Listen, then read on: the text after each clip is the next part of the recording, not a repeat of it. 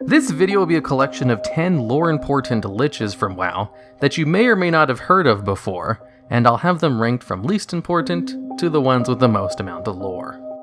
And at number 10, we have Thelman the Duskbringer. Back in Vanilla WoW, after players kill Kel'Thuzad in Naxxramas and retrieve his phylactery, there was a quest to turn the phylactery into a priest named Inigo Montoy. But later on, you learn that the Argent Dawn never actually got the phylactery, and it turns out the priest was a traitor working for the Lich King the whole time, and is the reason Kel'Thuzad returned in wrath. Now, a little history on liches. What makes liches incredibly powerful, besides their magical ability and necromantic powers, is that if they die, their soul will simply find its way back to their phylactery and eventually reform their body. So the only way to truly kill a lich is to destroy their phylactery. And because of this, most liches in fantasy hide their phylacteries really well. But in WoW, it's usually the case that they just kind of hold on to it, or have it nearby. Anyways, as a reward from the Lich King for retrieving Kel'Thuzad's phylactery, Inigo was turned into a lich. As liches are generally the best of the best when it comes to undead spellcasters, there are very few of them, and most of the ones that exist became liches through the Lich King's power. Number 9. Amnennar the Coldbringer. This lich was part of the invasion force on Mount Hyjal during the Third War, and was tasked by the Lich King to expand the Scourge's influence across Kalimdor. He then decided that the Quillboar would make an excellent army, and created the strongest abomination the Scourge had ever controlled, known as Tartak the Enraged, who single-handedly killed 1,200 Quillboars before falling, and is considered a hero of the Scourge because of it. And it was because of Tartak that Amnennar was able to create the first sizable army of undead on Kalimdor, thanks to all of the corpses he created. He then raised what he could of the remains of the abomination into a lesser one known as Gluton, and set up an outpost in Razorfen Downs. During Vanilla WoW, players go into Razorfen and kill Amnennar as the final boss. Then in Warlords of Draenor, the story continues, as one of the Quillboar found Amnenar's phylactery and was attempting to summon him again. So the Red Dragon Koristraza helps you put a stop to this, and ultimately takes his phylactery after he's defeated for a second time, to try and find a way to destroy it permanently. Number 8. Tanathal. Tanathal is one of 2 liches in the game that appears as friendly towards players, though it's not actually friendly and instead just part of a quest in the Boran Tundra. The Sarion is trying to get information out of him, but is unable to hurt his physical body, so he tasks you with retrieving his phylactery, which is at the bottom of a small lake guarded by a shade. Once you have it, the Sarion will then send you on more quests while he interrogates the Lich to find out how to get into the Naxxramas necropolis. And then eventually, he learns what he needs and goes off to face the Lich King. But you never actually interact with the Lich himself, so it's a wonder why it's a friendly target. My own speculation was that they didn't want anyone to actually attack it, so to 100% make sure, they just made it friendly. Or it was probably just done at random. That's usually the case for things like this, as I found out when I was reading the WoW Diary book. Number 7. Amal'thazad. This is the other friendly lich in the game, but unlike Tanathal, you can actually talk to this one. This lich is the trainer for Death Knights in the DK starting zone, and follows you when you break free from the Lich King. Amal himself was once a powerful frost mage, and was so good in fact that he impressed the Lich King, so he raised him as a lich when he died in battle, where he then used his power to teach frost to new Death Knights. During Legion, Amal'thazad returns as a follower for the Death Knight Order Hall, and when he appears in battle, he dual-wields swords just like a frost DK. And also on the Broken Shore, there is a Death Knight only world quest where Illidan will say, "Your pet lich professes to have a plan that requires the bones of the sacrifice to the Fel. Help him if you think it will help our cause, but keep that thing in check." Where you just collect bones because he wants to research them, and see what the Legion is doing with its dead. And when the world quest is completed, Illidan will remark at the usefulness of necromancy, which could be a small hint at a necromancer class in the future. If Blizzard were to ever add necromancers to the game, there's Amal'thazad, and one other lich on this list that could totally be their trainers, but we'll get to that other one in a bit. Number 6. Araj the Summoner. This lich used to hang out in the Western Plaguelands in Vanilla WoW as a level 61 elite in a zone that was not a max level zone. It was close enough though. The level range for Western Plaguelands Vanilla was about 51 to 58. It's just Vanilla WoW loved to balance hard quest mobs by just having them be a higher level than everything else. Anyways, originally you could summon him by destroying some crystals in the towers of Anderhall, before he was just turned into just an elite mob out in the world. The lore for Araj was that he was responsible for spreading the plague in the area, and was formerly the leader of Scholomance, but took off for Anderhall on his new mission. After Arthas was defeated, Araj tried his best to lead the remains of the Scourge, and was killed by adventurers of both factions in a bid to end the stalemate of Anderhall. And just like a lot of the bad liches in WoW, he drops his phylactery after being killed, so you can kill him for good. Number 5. Ras Frostwhisper. This lich is a boss in old school Scholomance, and was better known for the alchemy lab in his room than anything else. You see, in the early days of WoW, there was only one alchemy lab in the game, and you could not craft flasks unless you were near an alchemy lab, so you had to go into Scholomance and clear up to Ras to make flasks, which required killing at least one boss to get a key, and then the trash up to the lich's room. Later on, they did add another alchemy lab to the game, except inside a raid behind 3 boss kills. So alchemists got very familiar with Ras Frostwhisper. Ras himself was once a human mage from Stromgarde. He never got official training from Dalaran and was considered a rogue mage, who eagerly joined the Cult of the Damned when Kel'Thuzad went around looking for members. In Stratholme, he killed himself with a dagger with a smile on his face inside of a pentagram, because he was finally going to get the immortality he was promised, and was raised as a lich by the Lich King himself, and then spent most of his time in Scholomance teaching new necromancers. What's interesting about Ras is the way that he's killed. He either doesn't have a phylactery, or they don't know how to find it. So instead, there is a quest where you attempt to rob him of his lich powers and turn him back into a mortal, and then kill him in his mortal form. The quest involves making a pseudo-phylactery by using a book from his past life and finding his soul in Stratholme where he died, and then using them to turn him back into a mortal. And this is one of the very few times in WoW where an undead has their mortality restored. And since he's killed in this way, he's dead.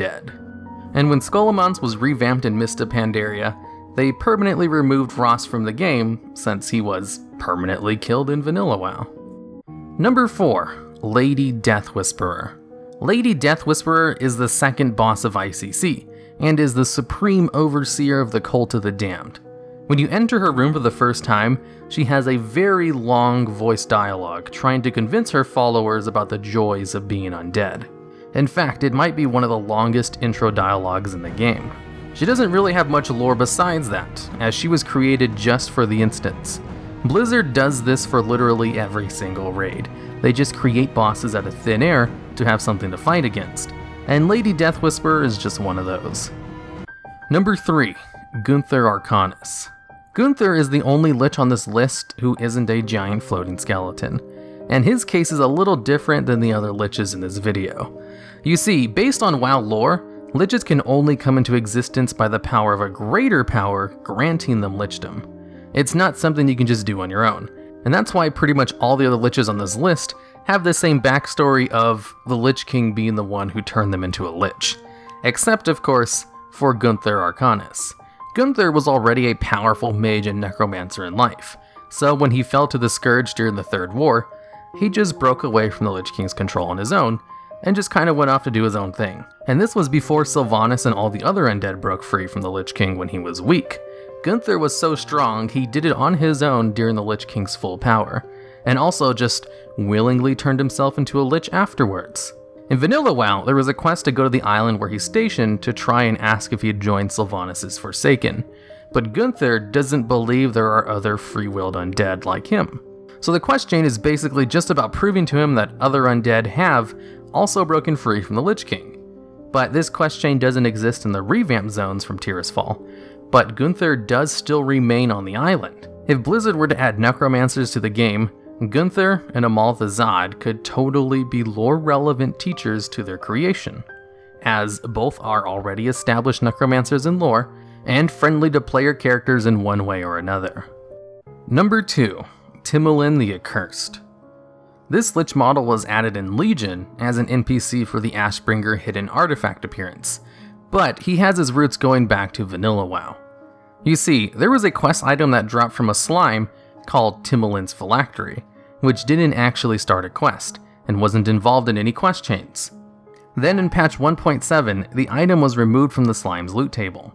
Players in vanilla WoW were on a hunt to find out how to obtain the Ashbringer, and they thought Timolain was maybe the person who created the Ashbringer because of hints Blizzard dropped throughout the game. It's widely speculated that Blizzard was going to put the Ashbringer in the game, and then changed their minds at the last second and added Thunder Fury in its place.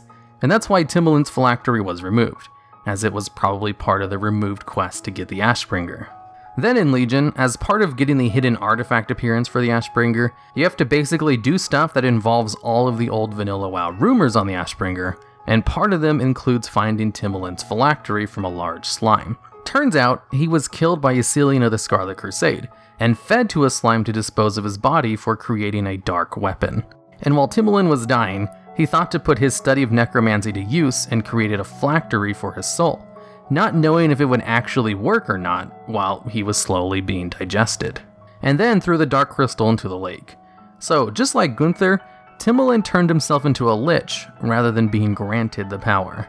And then basically the quest chain for the artifact concludes with you fishing up the crystal, then taking it to the Four Horsemen and having it empowered or something.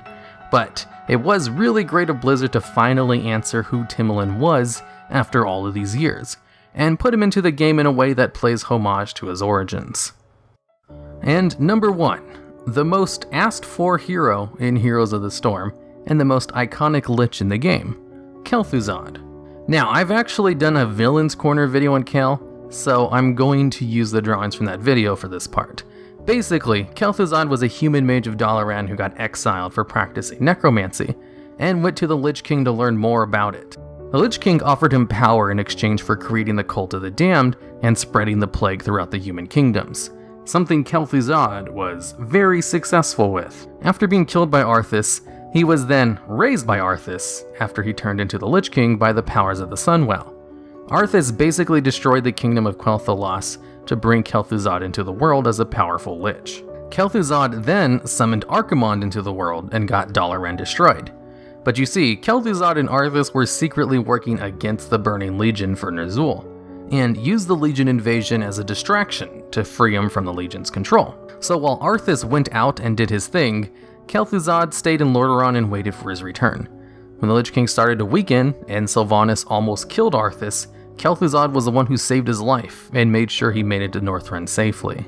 Kel'Thuzad then hung out in the Plaguelands trying to build up the power of the Scourge, and was even successful in corrupting the Ashbringer and raising its former owner as a Death Knight under his control, before finally being killed as the last boss in the last raid of Vanilla WoW.